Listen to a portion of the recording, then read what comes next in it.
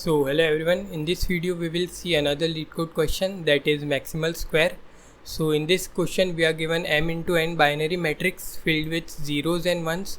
So basically binary matrix is a matrix which only contains zeros and one in it. So we need to find the largest square containing only ones and we need to return its area.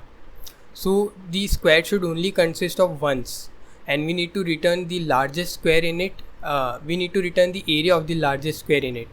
So how let us see with the help of an example what this question says. So here we have 1. So this 1 is in itself a square of side 1, but we need to find the largest. So the largest square possible are these two, the red part and the green part. So the red part consists of only 1 and the side of square is 2. The green part also contains only ones and the side of square is 2.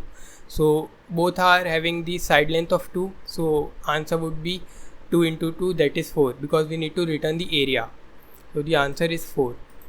So this was the question. Now let us see how we can find the largest area of the square possible.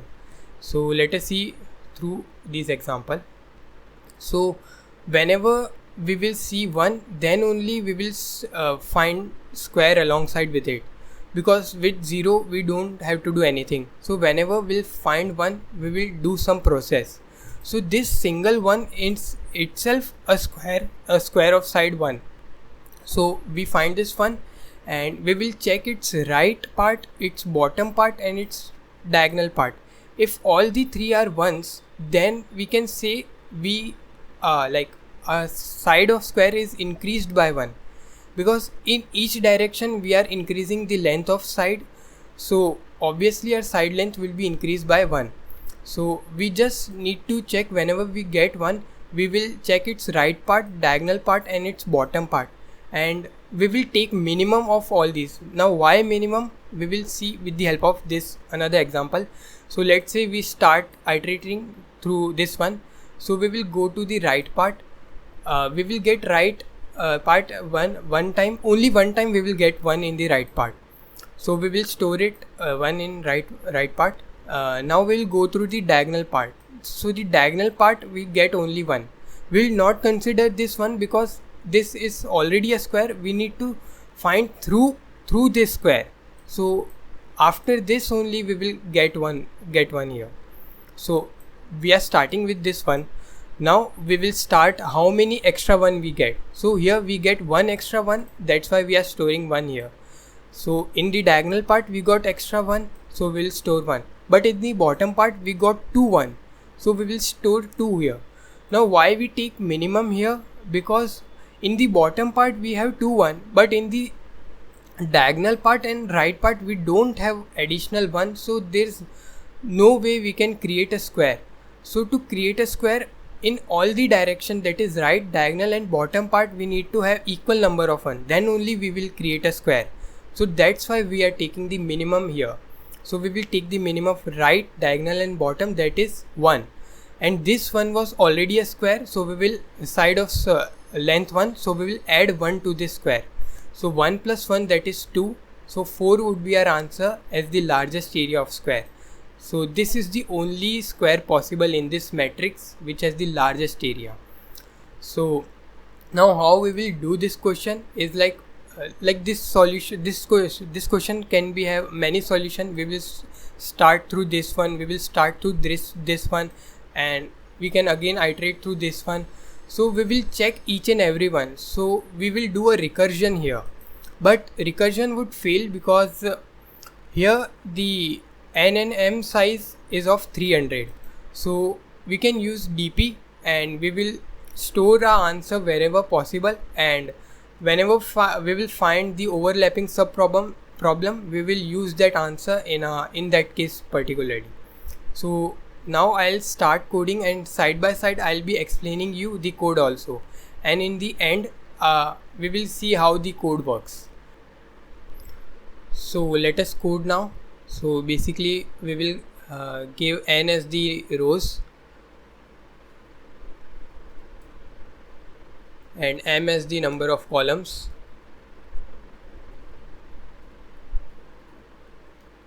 and we will do what we will do is we will create a 2D DP because we need to iterate through rows and columns. So we'll create a 2D DP,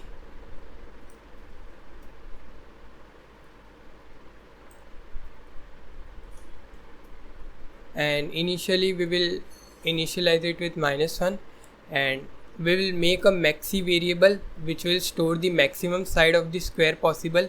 Initially it would be 0, and in the end we need to return the area of the largest side of square possible. So the largest side of square would be stored in maxi, so we need to return the square of it, so maxi to the power 2. And basically what we will do is we will write a function which would give us the maximum side of the square. So we'll create a function, let's say get max sides, and in that what we will pass, first we will pass the matrix, then we'll pass the I and j pointer which would iterate through our matrix, and initially we will start iterating from 0, 0. So we'll give 0, 0. We need to also take care of the maxi, and we'll also pass on our DP array. So let us solve the get max side function now.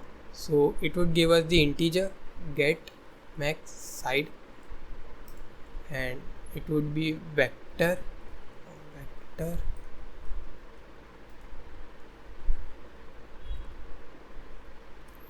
and we will pass I variable and j variable for iterating our matrix, and we will also have the maxi variable, but we will pass it by reference because we'll keep on changing our maximum, so we don't want to create another copy of maxi variable, so that's why we are passing it by reference. So we will have our DP array, also we'll pass it by reference because it will keep on changing, so we don't want to create multiple copies of it. So first we will have the base case. So what is the base case here? If our I pointer or j pointer gets out of bound, so that would be our base case. So if I becomes greater than equal to n or j becomes greater than equal to m, that means we reached out of bound index, we can't go further anymore. So we'll return 0 from there.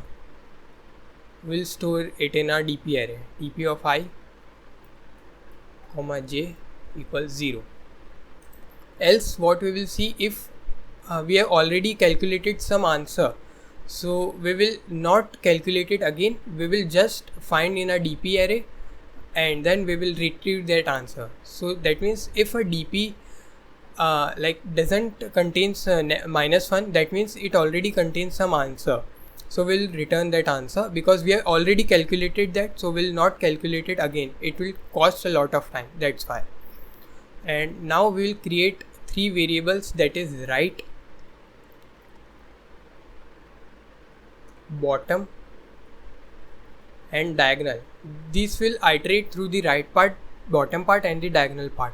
So how we will iterate through the right part is we'll just increment the j pointer, because that's why we will in the right part, if we want to go, we will increment a j pointer. So get max sides matrix, we'll have I as it is and j plus 1, then we have maxi, and then we have DP. Same way in the bottom part, we will only increment I part, not j part, because that is how we will go to the bottom. If you want to go to the bottom, we will only increment the I part. So we will increment the I part, but will not increment the j part. But in the diagonal part, we need to iterate through this diagonal, so we will increment j as well as I. That's why we will go, that's how we will go to the diagonal. We'll increase j and we'll increase I, so we'll go through this diagonal. So I plus 1 and j plus 1. So we have created, and now we will get the minimum of these 3, but only if we found we found a character to be 1, because with 0 we don't want to do anything. So if we found 1, then we will return first we'll store it in a DP array, the answer 1 plus, because our side would be incremented, so 1 plus minimum of all these three. So right comma minimum of bottom comma diagonal. So this will be stored in our DP array, the answer of this, and else what we will do, we'll return 0, because if we have come across 0, we don't need to do anything. So basically we will store 0 in our DP array, or let's say DP matrix. So this is how it is done. So whenever we come across 1, we need to return the minimum of right part, bottom part and the diagonal part plus 1, because we'll start with a single one. So its single one, its side would be 1 only, because it is a square of side 1. So we'll add the minimum of all these to 1. Else if we come across 0, we don't do anything, because we don't want 0 in our square, so we will return 0. Else if we already calculated some answer, we will just return that answer to our DP, from our DP. So let's check if it is working or not. So okay, we have not declared n and m here, so int n comma int m.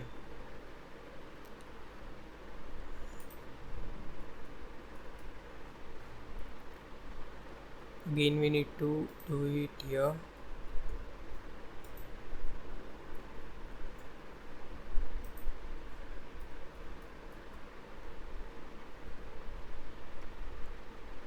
Let's see.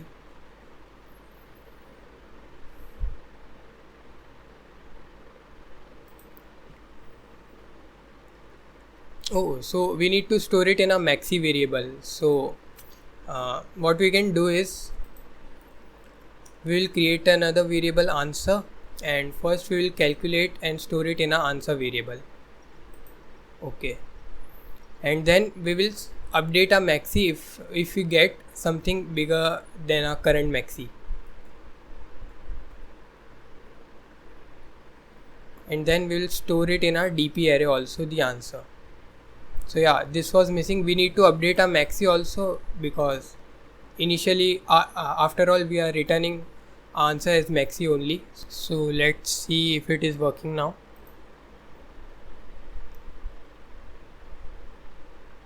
Oh, so no, we don't need to do that. So here we will simply return 0, because that's a terminating condition, so we will not store it in our DP matrix.